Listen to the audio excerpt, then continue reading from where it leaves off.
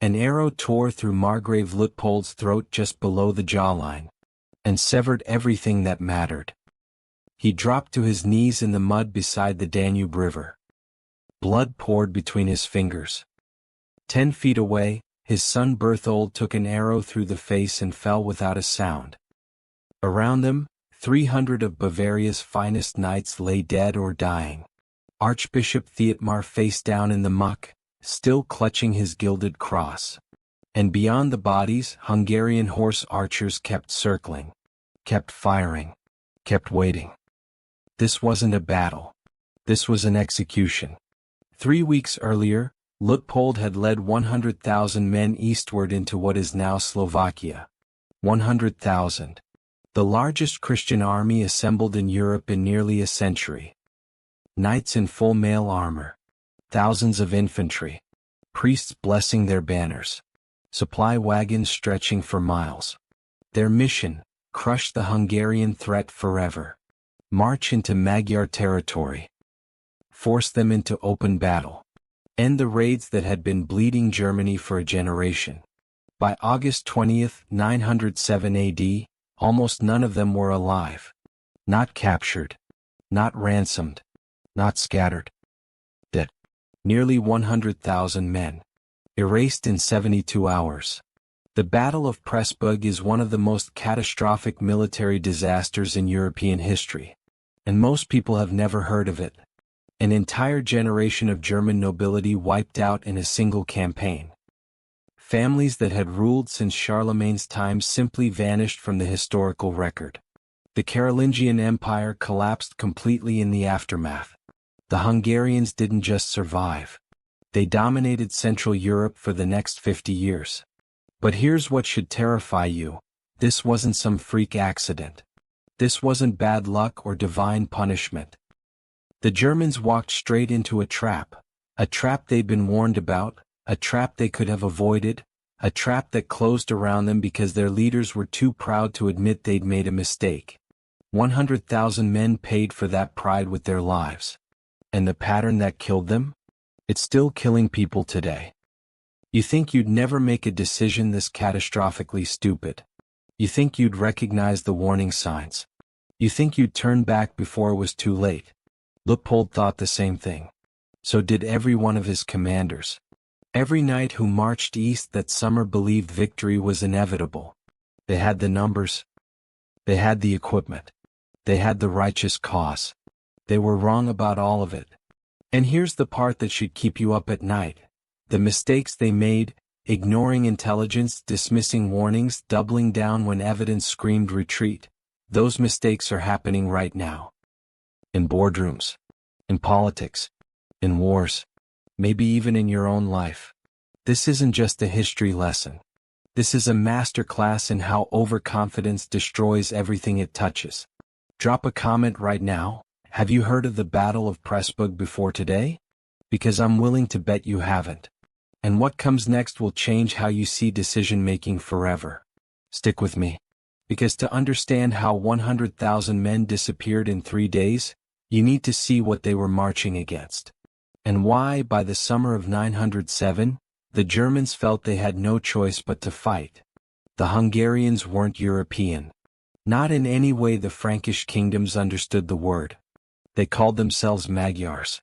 They came from the Central Asian steppes, from a world where survival meant mastering the horse and the bow before you could read, before you could write, sometimes before you could walk. In 896 AD, 7 Magyar tribes led by Prince Arpad migrated into the Carpathian Basin after being pushed out of their homeland by another nomadic people called the Pecheneg. The Carpathian Basin, modern-day Hungary, was perfect for them. Flat, open plains. Grasslands that stretched to the horizon. The kind of terrain where cavalry ruled absolutely. And from that new base they started raiding. Not to conquer territory. Not to hold cities or establish governance. Just to take gold, livestock, captives, anything valuable. Then they'd vanish before anyone could respond. Their weapon of choice was the composite bow. Smaller than the European longbows you might be picturing. But devastatingly effective. Made from layers of wood, horn, and sinew, compressed and curved to generate incredible power from a compact frame. It could punch through chainmail at 200 paces. And because it was designed specifically for use on horseback, Magyar warriors could fire it while riding at full gallop. They perfected something called the Parthian Shot. Here's how it worked. You're a German knight in full armor, chasing what looks like a retreating enemy. The Magyar horseman in front of you seems to be fleeing. You're gaining ground. Victory feels close. Then the rider twists backward in his saddle, still at full gallop, and looses an arrow straight into your face. You topple from your horse. He keeps riding. You die in the dust, and he never even slowed down. European knights had never faced anything like it. A typical Magyar raid followed a brutal pattern. 500 to 2,000 horsemen would cross the border at night. By morning they'd hit a monastery or a village. Anyone who resisted was killed immediately. Everyone else was taken as slaves. They'd load up on plunder and ride out before the local lord could even gather his knights to respond. If someone did manage to pursue them, the Magyars would simply outrun them. Their horses were smaller than the European war horses, bred for endurance and speed rather than shock combat. A German knight in full mail armor, riding a heavy warhorse, couldn't catch a Magyar rider on a steppe pony. Not even close.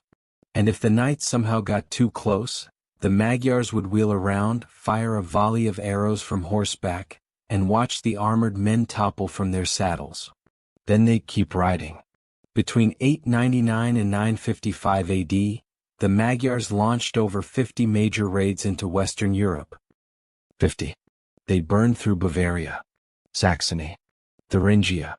They crossed the Alps into Italy and sacked Pavia. They raided through France and reached as far as the Spanish border. Monasteries were torched. Cities were plundered. Thousands upon thousands of people were dragged east into slavery. Chronicles from the time describe them as a plague. A punishment from God. Some monks wrote that the Magyars were the army of the Antichrist, sent to herald the end of the world. And the worst part? There was no unified response. Because the empire that might have stopped them, the Carolingian Empire, the legacy of Charlemagne himself, was already dead in everything but name. It wasn't just their tactics. It wasn't just their bows or their horses or their skill. It was timing. The Magyars arrived at the exact moment when Europe was least capable of defending itself. Charlemagne had been dead for nearly a century. The empire he built, one law, one army, one Christian vision holding Europe together from the Atlantic to the Danube, had been torn apart by his descendants. By 900 AD, what remained was a patchwork of squabbling kingdoms and duchies, each more interested in fighting each other than defending their borders. In Germany, the situation was particularly bad. A 7-year-old boy sat on the throne. King Louis the Child. He had about as much real power as his title suggests. Actual authority rested with regional dukes who controlled their own armies, their own lands, their own interests. Bavaria, Saxony, Swabia, Franconia. They spent as much time fighting each other as they did fighting external threats. Sometimes more. So when the Magyars came raiding, the response was always the same. Pay them to leave. Tribute. Ransoms. Bribes. Gold and silver and livestock and grain. Whatever it took to buy a few months of peace. In 900, the Magyars raided Bavaria. Margrave Luitpold paid them off. In 901, they crossed the Alps into Italy. Local lords paid them off. In 904, they hit Saxony. Duke Otto paid them off. This went on for years. And every single time a German lord handed over gold to avoid a fight, his own nobles watched. Every payment made him look weaker. Every raid that went unanswered eroded his authority a little more. The church made it worse. Archbishop Thietmar of Salzburg had been writing letters for years, to the Pope, to other bishops, to anyone who would listen, begging for a coordinated Christian response. He framed the Magyar raids as a holy war. A test of faith. He argued that God was punishing Europe for its disunity and sin, and that only a united Christian army could end the scourge. By 906, the German nobility had endured nearly a decade of this humiliation. A decade of paying tribute. A decade of watching their villages burn. A decade of seeing their people dragged into slavery while they stood by, helpless and humiliated. Something had to give. And then, in the autumn of 906, something did. Duke Otto of Saxony caught a Magyar raiding party off guard near the Unstrut River. His knights were fighting on favorable terrain. They had the element of surprise.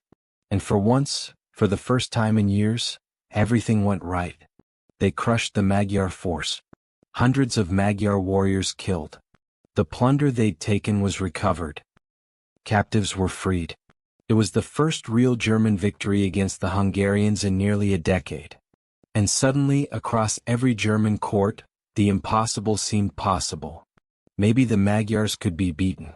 Maybe they weren't the unstoppable force everyone believed them to be. Maybe if the German dukes stopped fighting each other and actually worked together, really worked together, they could end this nightmare once and for all. Maybe they could march into Hungary itself and destroy the threat at its source. That idea, that one intoxicating, dangerous idea, set everything in motion. Through the winter of 906, messengers rode between courts. Duke Otto in Saxony, Margrave Luitpold in Bavaria, Duke Burkhard in Swabia. Even King Louis's advisors got involved, though the 7-year-old boy himself had no real say in anything. The question on everyone's mind wasn't whether to invade. It was how big the army needed to be. And the answer everyone arrived at was simple: as big as possible. This couldn't be another skirmish. Another half measure. Another raid that accomplished nothing. This had to be total. Overwhelming. The kind of military force that would crush the Magyar threat so completely they would never dare raid German lands again. Luitpold would lead. He had the most experience fighting Magyars, and Bavaria shared the longest border with Hungarian territory. Archbishop Thietmar would march with them, turning the campaign into a holy crusade, which meant church resources, blessed banners, and the promise of spiritual rewards for those who fought and died. By spring of 907, the word went out to every corner of the German kingdoms. All able-bodied warriors were to gather at Regensburg. And they came. By the thousands. Then by the tens of thousands. Knights in full mail, some with additional plate armor on their chests and shoulders. Footmen with spears and shields. Archers. Engineers to build siege equipment. Blacksmiths to repair weapons. Priests to bless the army and tend to the wounded. Hundreds of supply carts loaded with grain and salted meat and barrels of water and enough arrows to blot out the sun. Modern historians estimate the force at somewhere between 80,000 and 120,000 men. Let me give you context for that number. That's larger than the army William the Conqueror used to invade England in 1066. Larger than most Crusader armies that would march to the Holy Land in the coming centuries. It was one of the biggest military forces assembled in medieval Europe. It looked unstoppable. Luitpold stood before his assembled commanders and laid out the plan. March east along the Danube River. Secure the crossing at Braslovspirch, a fortified Slavic settlement near modern-day Bratislava. Draw the Magyars into open battle on ground of German choosing. Crush them with superior numbers and heavy cavalry. Archbishop Thietmar blessed the banners. Priests held mass for the entire army. Men confessed their sins and took communion, preparing their souls for the holy war ahead. And then the army began to move. Thousands upon thousands of men stretching for miles along the road. Armor glinting in the spring sun. Banners snapping in the wind. The sound of boots and hooves and wagon wheels like rolling thunder. They were marching toward what they believed would be their greatest triumph. What they didn't know, what they couldn't possibly know, was that 150 miles to the east Magyar scouts were already watching. Counting their numbers. Tracking their progress. Reporting everything back to Prince Zoltán. And Prince Zoltán was smiling.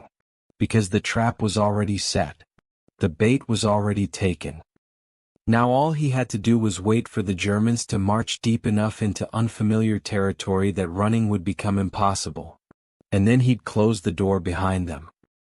To understand why 100,000 men marched to their deaths, you need to see the empire they were trying to save, and why it was already past saving. When Charlemagne was crowned emperor on Christmas Day, 800 AD, he ruled everything from the Atlantic coast to the Danube River. One law, one army, one Christian vision holding Europe together. His descendants tore it apart.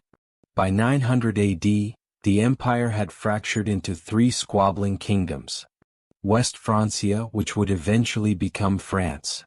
Middle Francia, a doomed strip of territory that would be fought over for centuries. And East Francia, Germany, which was a complete disaster. King Louis the Child sat on the throne. He was 7 years old. Real power rested with regional dukes who controlled their own armies, their own lands, their own interests. Bavaria, Saxony, Swabia, Franconia.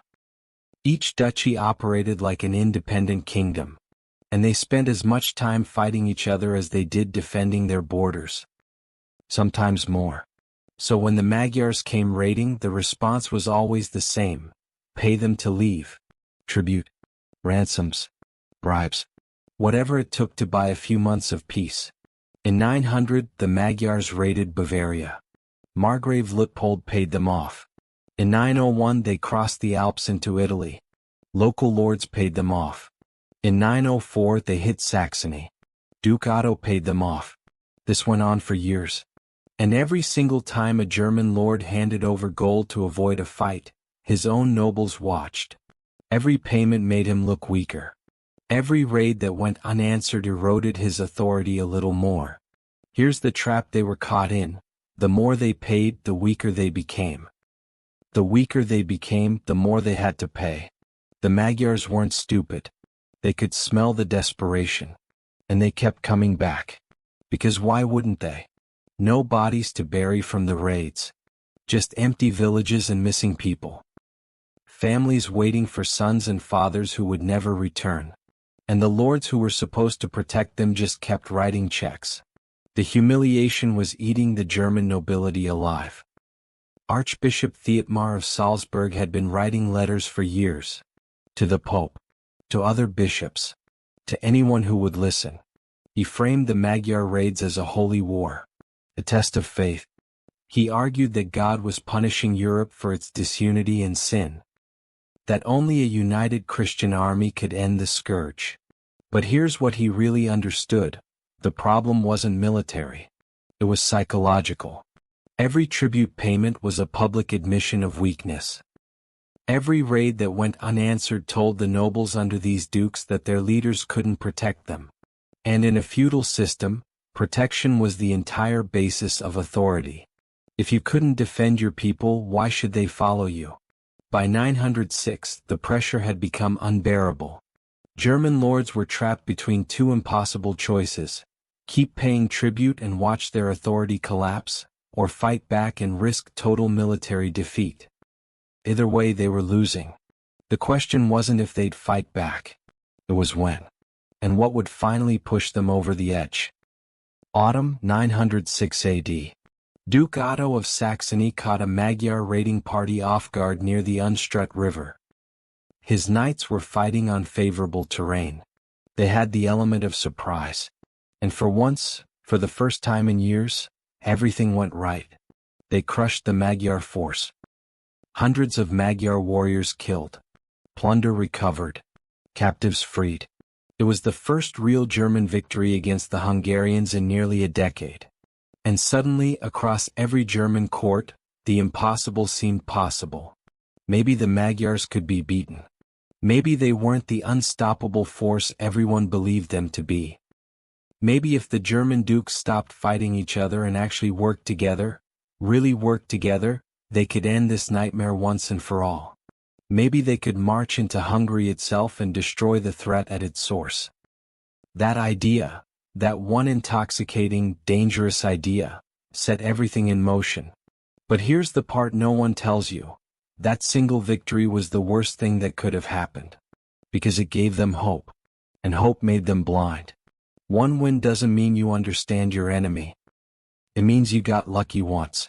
And luck makes you dangerous, to yourself. Through the winter of 906, messengers rode between courts. Duke Otto in Saxony. Margrave Luitpold in Bavaria. Duke Burkhard in Swabia. Even King Louis's advisors got involved, though the 7-year-old had no real say in anything. The question on everyone's mind wasn't whether to invade. It was how big the army needed to be. And the answer everyone arrived at was simple: as big as possible. This couldn't be another skirmish. Another half measure. This had to be total. Overwhelming. The kind of military force that would crush the Magyar threat so completely they would never dare raid German lands again. The logic seemed sound. We beat them once with a small force, so a massive army would guarantee victory. That logic was a death sentence. Luitpold would lead. He had the most experience fighting Magyars. Bavaria shared the longest border with Hungarian territory. He'd been dealing with these raids for years. If anyone could pull this off, it was him. Archbishop Thietmar would march with them. This would be a holy crusade, which meant church resources, blessed banners, and the promise of spiritual rewards for those who fought and died. By spring of 907, the word went out to every corner of the German kingdoms. All able-bodied warriors were to gather at Regensburg. And they came. By the thousands. Then by the tens of thousands. Knights in full mail, some with additional plate armor on their chests and shoulders. Footmen with spears and shields. Archers. By the thousands. Then by the tens of thousands. Knights in full mail, some with additional plate armor on their chests and shoulders. Footmen with spears and shields. Archers. Engineers to build siege equipment. Blacksmiths to repair weapons and armor. Priests to bless the army and tend to the wounded. Hundreds of supply carts loaded with grain and salted meat and barrels of water and enough arrows to blot out the sun. Modern historians estimate the force at somewhere between 80,000 and 120,000 men. Let me give you context for that number. That's larger than the army William the Conqueror used to invade England in 1066. Larger than most Crusader armies that would march to the Holy Land in the coming centuries. One of the biggest military forces assembled in medieval Europe. It looked unstoppable. Luitpold stood before his assembled commanders and laid out the plan. March east along the Danube River. Secure the crossing at Braslovspirch, a fortified Slavic settlement near modern-day Bratislava. Draw the Magyars into open battle on ground of German choosing. Crush them with superior numbers and heavy cavalry. Simple. Direct. Overwhelming force applied to a clear objective. Archbishop Thietmar blessed the banners. Priests held mass for the entire army. Men confessed their sins and took communion, preparing their souls for the holy war ahead. And then the army began to move. Thousands upon thousands of men stretching for miles along the road. Armor glinting in the spring sun. Banners snapping in the wind. The sound of boots and hooves and wagon wheels like rolling thunder. They were marching toward what they believed would be their greatest triumph. But here's what you need to understand. The Magyars had been watching this entire time. Scouts had tracked the army's assembly at Regensburg. Counted their numbers. Assessed their equipment. Watched their training. Reported everything back to Prince Zoltán. And Prince Zoltán wasn't worried. Because he'd seen this before. European armies, big, slow, confident. They thought numbers meant victory. They thought armor made them invincible. They thought God would decide the outcome. The Magyars thought differently. Numbers didn't matter if you couldn't catch your enemy. Armor didn't matter if arrows could pierce it from 200 paces. And God, if he was paying attention at all, seemed to favor the side that understood the terrain. The trap was already set. The bait was already taken. Now all Zoltán had to do was wait for the Germans to march deep enough into unfamiliar territory that running would become impossible. And then he'd close the door behind them. If you're learning something new here, hit that like button. And stay with me, because what happens next shows exactly how a trap this size actually works. The first week of the march felt like a parade. By the second week, men started dying. The first week was almost festive. The column stretched so far you couldn't see the end of it. Knights rode in formation, their armor glinting in the summer sun. Infantry sang marching songs. The Bavarian nobles who'd spent years paying tribute now rode at the head of an army that could flatten cities. For the first time in a decade they felt powerful. No one questioned the plan. No one voiced doubts. Why would they? They had the numbers. They had the equipment. They had God on their side. Confidence was everywhere. But by the second week things started to change. The heat became unbearable. July in Central Europe is humid, oppressive. The kind of weather that turns armor into an oven. Men started shedding equipment just to keep moving. Water supplies ran low. The sheer number of troops made logistics a nightmare. Then there was the dust. With that many feet and hooves and wagon wheels moving along dirt roads, clouds of it hung in the air constantly. It coated everything. Got into eyes, mouths, lungs. Soldiers at the back of the column marched through a perpetual brown haze. Discipline started slipping. Fights broke out over rations. Some units fell behind the main column. Officers had to ride back and force stragglers to keep pace. But Luitpold pressed on. Pride wouldn't allow anything else. They'd come too far. Invested too much. Turning back now would make them look weak. Would make the entire campaign look like a mistake. So they kept marching. And that's when things got strange. Entering Lower Austria, the villages were empty. Not abandoned in panic, just empty. Homes intact. Fields recently harvested. Tools left in yards. No people. No livestock. No one. Luitpold sent scouts ahead to investigate. They reported the same thing for miles. Empty settlements. Cleared granaries. Roads with no traffic. At first this seemed like good news. No resistance meant faster progress. Maybe the Magyars had heard about the army's size and fled. Maybe they wouldn't even have to fight. Maybe the show of force alone would be enough. But some of the older commanders didn't like it. Count Dietmar, a grizzled Bavarian who'd fought in a dozen campaigns, voiced what others were thinking. They're watching us. Luitpold asked what he meant. Think about it. We've been marching for weeks. We're deep in contested territory. And we haven't seen a single Magyar scout. Not one. Either they're blind or they know exactly where we are and they're letting us come. Luitpold dismissed the concern. What was the alternative? Turn back because the enemy wasn't showing themselves? That would be humiliating. Impossible to justify to the nobles who'd invested everything in this campaign. They'd come too far. So they kept marching. Every step forward was a step deeper into the trap. But no one wanted to admit it. Early August they reached Pressburg. The fortified settlement sat at the confluence of the Danube and Morava rivers, a strategic choke point.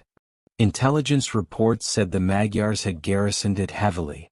But as the army approached, something felt wrong. The garrison wasn't large. A few hundred men, maybe 1,000.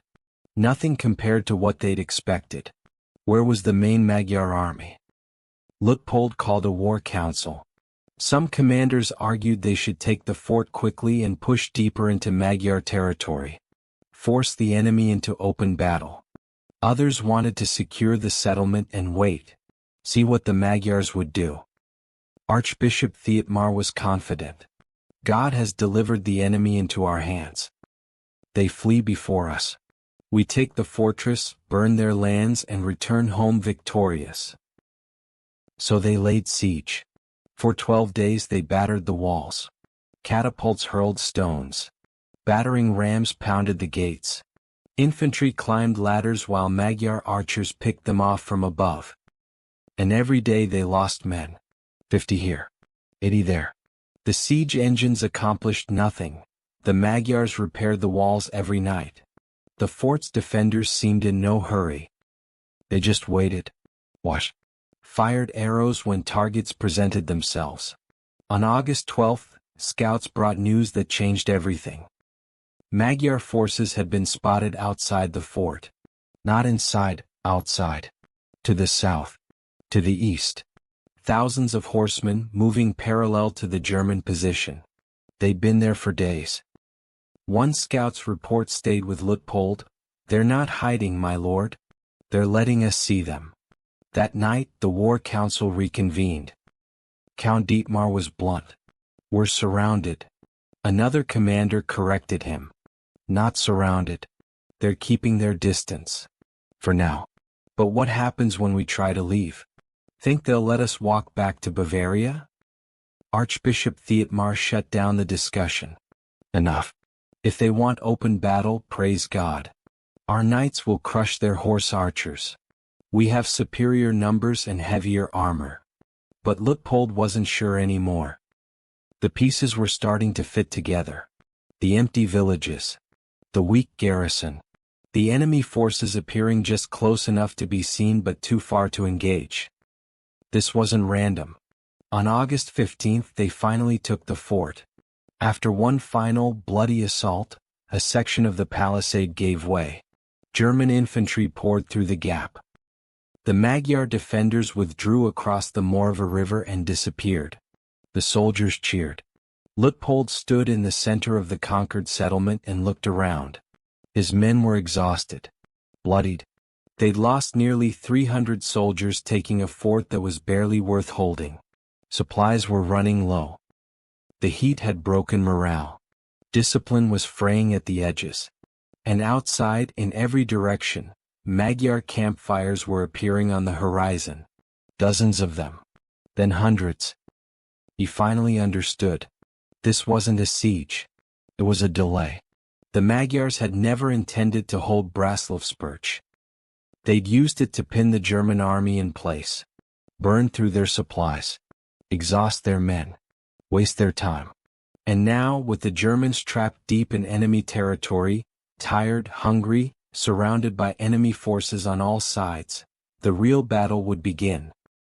But here's the part that should haunt you. Luitpold knew all this. And he still couldn't turn back. Because admitting error at this point meant admitting the entire campaign was a mistake. Meant facing the nobles who'd invested everything. Meant returning home in humiliation after losing 300 men to capture a worthless fort. The sunk cost was too high.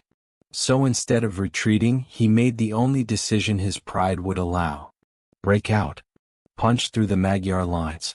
Run for Bavaria. It was desperate. But it was the only option that didn't look like surrender. If you've ever realized too late that you made a terrible mistake, comment below. Because Luitpold just had that moment. And he had 72 hours left to live. The plan was simple. Form a spearhead with the cavalry at the front. Infantry packed tight behind them. Punch through the Magyar lines to the west. Run for home. 2,000 knights formed up in the pre-dawn darkness. The best Germany had. Behind them, the infantry assembled into a column 10 men wide, stretching back half a mile. Luitpold sat on his horse, looking at the men under his command. Most of them had no idea what was coming. They thought this was a fighting retreat. A tactical withdrawal. They believed the heavy cavalry would smash through the enemy and they'd make it home. Count Dietmar rode up beside Luitpold. "This won't work," he said quietly. Luitpold knew. But he couldn't say it out loud. "We don't have a choice. We had a choice 2 weeks ago. Now we just have consequences." Luitpold raised his lance. The signal was given. And 2,000 knights charged into the darkness, toward the Magyar lines, toward what they believed was escape. The Magyars were waiting. The thunder was deafening. 2,000 heavy cavalry moving at full gallop. The ground shook. Dust exploded into the air. The Magyar forces directly in their path did exactly what they'd done before. Scattered. Turned their horses and rode away. A gap opened in the encirclement. For one brief, glorious moment, it looked like the plan was working. Luitpold could see open ground ahead. The path west. Home. Then the gap closed. From the north and south, thousands of Magyar horsemen converged. Not on the cavalry at the front, on the infantry column in the middle. Arrows fell from both sides at once. The column was packed so tightly that every arrow hit something. A man. A horse. Flesh. Men started dropping in clumps. The screaming that went up could be heard for miles. The cavalry at the front kept charging, unaware that the army behind them was being shredded. By the time Luitpold realized what was happening and tried to wheel his knights around, it was too late. The infantry column had already fragmented. By mid-morning, the German army ceased to exist as a coherent force. The column had broken into dozens of smaller groups, each one surrounded by circling Magyar horsemen. Men ran in every direction. Some tried to form defensive clusters with locked shields. The Magyars simply circled them and fired until nothing stood. No rush. No waste. No emotion. Just patience. Some soldiers threw down their weapons and tried to surrender. A few were taken as slaves. Most were killed where they knelt. Arrows through the backs of their necks as they begged. Others ran for the Danube thinking they could swim across. They drowned in their armor. Bodies floated downstream for days afterward. The dust from thousands of feet and hooves turned the air brown. You couldn't see 50 feet in any direction. Men died without ever seeing who killed them. Just arrows appearing through the haze. The Magyars had done this before. They knew exactly how to break a force this size. Isolate. Surround. Eliminate. Move to the next group. Repeat. But if you ignore this next part, you'll miss how complete the destruction actually was. Because the knights, the elite warriors who were supposed to be invincible, were about to learn something worse than death. The knights were being hunted like animals. Small groups of Magyar horsemen would isolate a German knight, surround him, fire from every direction until he went down, then move to the next one. Efficient, methodical, no wasted effort. These weren't warriors to the Magyars. They were targets. Count Dietmar, the man who'd warned Luitpold this would happen, died trying to protect fleeing infantry. An arrow through the neck. He grabbed at the shaft, eyes wide, blood pouring between his fingers. Fell from his horse and was trampled by his own men running past. Duke Burkhard of Swabia made it almost a mile before his horse collapsed under him. Exhaustion and heat killed the animal before arrows did. He fought on foot for maybe 10 minutes, swinging his sword at enemies who never got close enough to hit. They just circled and fired. He took 5 arrows before he went down. Luitpold's son Berthold fought near his father. 23 years old. His whole life had been training for war. None of it mattered. Arrow through the jaw snapped his head sideways. Second arrow through the chest before he hit the ground. Dead before his body settled in the mud. Luitpold saw him fall. Tried to reach him. Tried to pull his son's body onto his own horse. But the Magyars were everywhere now. Arrows coming from every direction. His horse took 3 in the neck and collapsed. Luitpold hit the ground hard. He crawled toward his son's body. Got maybe 10 feet before an arrow punched through his shoulder. He kept crawling. Another arrow hit his back. He stopped moving. Looked across the mud at Berthold's body 20 feet away. Face down. 2 arrows in his back. He'd led 100,000 men to this. By August 20th, maybe 300 knights were left alive. They gathered near a bend in the Danube. Dismounted. The horses were finished, heaving, bleeding, broken. They formed a circle. Shields locked. And waited. Archbishop Thietmar stood in the center, holding his gilded cross above his head. Lips moving in prayer. The Lord's Prayer over and over. Some of the knights joined him. Others just stared out at the circling horsemen. The arrows fell in waves. First wave, 30 men dropped. Shields splintered. Gaps opened in the formation. Second wave, more arrows found flesh. Men screaming, trying to close gaps with their own bodies. Third wave, The circle started collapsing inward. Thietmar kept praying. Voice getting louder. More desperate. Luitpold felt the hit below his ribs. Burning pain, then numbness spreading. Then his shoulder. Arrow punched through chainmail and bone. Then his thigh. Leg gave out. He dropped to his knees. He could see his son's body lying there in the distance. He tried to crawl toward him again. Got maybe 3 feet. Another arrow hit his back. Then another. He collapsed forward. Face in the mud. Turned his head sideways. Could still see Berthold. Thought about his wife back in Regensburg. Thought about the army he'd led here. 100,000 men. All dead or dying because of his pride. Because he couldn't admit he'd made a mistake.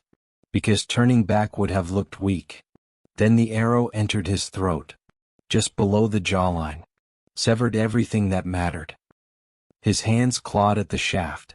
Blood poured down his chest, filling his mouth. Vision dimming. Last thing Margrave Luitpold of Bavaria saw was his son's body. Then darkness. Around him the last knights fell. Archbishop Thietmar took 2 arrows to the chest. Dropped the cross. Fell forward onto it. Dead. By mid-afternoon of August 20th, 907 AD, it was over. Prince Zoltán sat on horseback overlooking the battlefield. Bodies everywhere. Thousands upon thousands. German banners trampled into blood-soaked mud. The Danube running red. One of his chieftains rode up beside him. Should we pursue the ones who fled west? There were scattered survivors. Small groups who'd slipped through during the chaos of the first hours. Maybe a few hundred total. Zoltán shook his head. Let them go. The chieftain looked confused. Let them tell the story, Zoltán said. Because that was the real weapon. Not the arrows. Not the tactics. The story. The story of 100,000 men who marched into Hungary believing their numbers guaranteed victory. And never came home. That story would spread across every German court. Every fortress. Every village. And for the next 50 years, no one would dare challenge the Magyars again. Fear was more powerful than any army. Let them go, Zoltán said again. Let them tell everyone what happens when you underestimate us. He turned his horse and rode away from the field of corpses.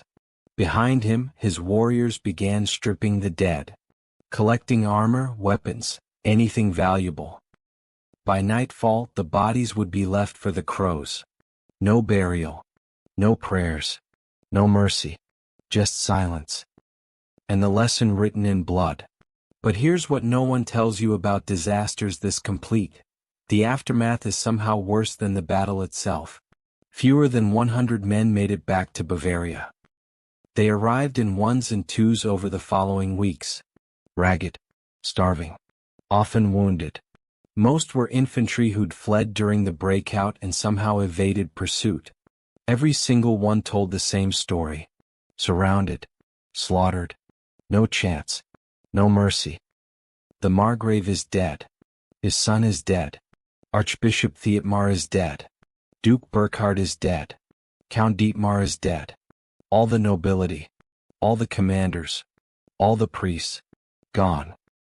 In villages across Bavaria, families waited for men who would never return.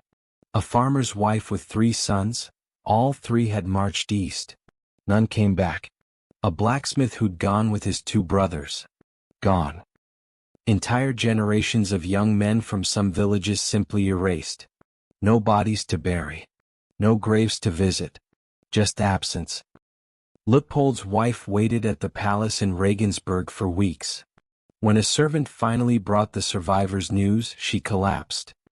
Within a year she was dead. Some records say grief. Others say poison taken by her own hand. The political consequences were immediate and catastrophic. Bavaria lost its military capacity overnight. Duke Arnulf, Luitpold's successor, had no choice but to negotiate tribute payments with the Magyars. Germany effectively became a tributary state. In 911, King Louis the Child died at 18. Some records say illness. Others hint at poison. With his death, the Carolingian dynasty in Germany ended forever. The empire Charlemagne had built, the legacy that had defined Europe for a century, was finished. And the Magyars? They raided freely for the next 50 years. Italy, France, Saxony. Anywhere they wanted. No one dared stop them. Everyone remembered what happened the last time someone tried. Here's the part that should haunt you. The mistakes that killed those 100,000 men are still being made today. In boardrooms. In wars. In relationships. In your own life. The core failure wasn't tactical. It was psychological. Luitpold believed that because his army was bigger, because his knights were better equipped, because his cause was righteous, victory was inevitable. He ignored intelligence reports, dismissed warnings from experienced commanders, doubled down when every piece of evidence suggested retreat. Why? Because admitting error looked weak. Because turning back after coming so far felt like failure. Because the sunk cost, the time, resources, political capital invested, made retreat impossible to consider. Sound familiar? Every time a leader refuses to admit error because it might damage their reputation. Every time a commander escalates instead of withdrawing because we've come too far to quit now. Every time someone confuses confidence with competence. Those are Pressburg moments. The Magyars didn't win through luck or magic. They won through patience, discipline, and understanding their enemy better than their enemy understood them. They let the Germans exhaust themselves. Let them march deep into unfamiliar territory. Let them waste resources on a meaningless siege. Then destroyed them at the time and place of Magyar choosing. Pattern recognition matters. Sunk cost fallacy at scale. Pride preventing course correction. Commitment escalation. Information dismissal when it contradicts desired outcome. These patterns killed 100,000 men in 907. They're killing people right now. Business. Projects that should be killed but aren't because we've invested too much. Relationships. Staying in situations past the point of no return because leaving feels like admitting defeat. Politics. Wars that can't be won but can't be ended. Personal. Anytime you double down because admitting error feels worse than continuing. If you recognized yourself in any of this, you're not alone. You're human. The question is, what do you do with that recognition? Share this with someone who needs to hear it. And subscribe, because these forgotten stories hold lessons that could save your life. There's a field in Slovakia, just outside Bratislava, near where the Danube meets the Morava River. In summer, it's covered with grass and wildflowers. Families have picnics there. Children play soccer. Life goes on. Walk across that field today and you'd never know what happened there 1100 years ago. No monuments. No markers. No bones visible. Just grass. But somewhere underneath, deep down, mixed with centuries of soil, there are fragments. A piece of rusted mail. A shard of bone. A sword blade corroded beyond recognition. Physical evidence that those men existed. That they were real. That this wasn't just a story. And nobody knows it's there. A small plaque was installed near Bratislava Castle in 2007, on the 1100th anniversary. Most tourists walk right past it. The dead of Pressburg don't get speeches. They don't get ceremonies. They don't even get names. All they have is the story. And the lesson, if we choose to learn it. 100,000 men marched east believing their numbers guaranteed victory. They were wrong. Their names are forgotten. Their bones are dust. Their empire is gone. But their story can still save lives. The men who died at Pressburg can't speak for themselves anymore. But we can speak for them. And maybe, just maybe, we can learn what they never got the chance to. Pride killed them. Refusal to admit error killed them. The belief that commitment equals correctness killed them. You don't have to make the same mistake. You just have to recognize the pattern before it's too late. Because the trap is always there. Waiting. And it looks like confidence right up until the moment it closes around you.